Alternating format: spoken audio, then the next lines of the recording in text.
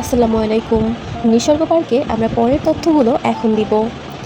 নিসর্গ পার্কে রয়েছে সুন্দরভাবে সাজানো ফুলের বাগান ও লেক, ছবি তোলার জন্য বিভিন্ন থিমযুক্ত ফ্রেম ও সিটিং এরিয়া, শিশুদের জন্য রাইডস ও খেলার স্থান, পর্যটকদের জন্য ভিলা ও রাত্রিযাপনের ব্যবস্থা, পিকনিক ও কর্পোরেট ইভেন্টের জন্য ডাইনিং ও কিচেন সুবিধা।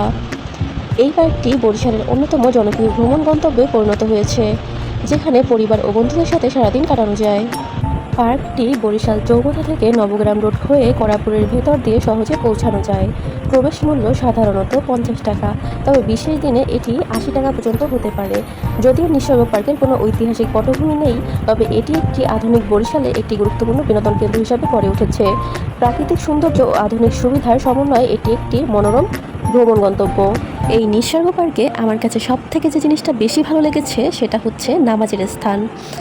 নামাজের স্থানের সুবিধা অনেক সুন্দর। ছেলে মেয়ে দুজনেরই আলাদা ব্যবস্থা আছে, আলাদা অজুর ব্যবস্থা থেকে সব কিছুই আলাদা। এই ব্যবস্থাটা খুবই সুন্দর। এটা যদি সব পার্কে থাকতো তাহলে অনেক সুন্দর পরিবেশ গঠিত হতো।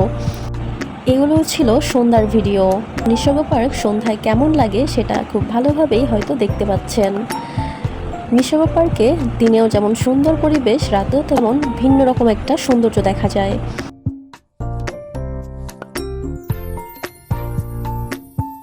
যাই হোক, সবাই ভালো থাকবেন, সুস্থ থাকবেন।